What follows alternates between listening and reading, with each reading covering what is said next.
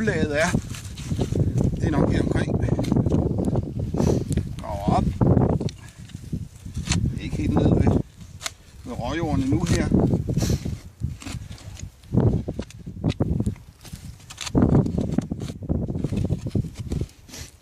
Sådan, så er jeg fandt ned i 30 cm dybde. Lige skravet det jord af, der er på pladen.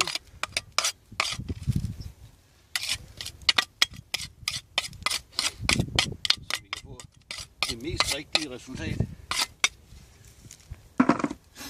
Så fører man drænspaden ned parallelt med der, hvor man har sat den ned sidste gang. Sådan, så man får lavet en prøve, der indeholder lige meget for hele muldlaget. Sådan. Det kan man så gøre flere steder. Og det vil jeg anbefale i en mark som den her.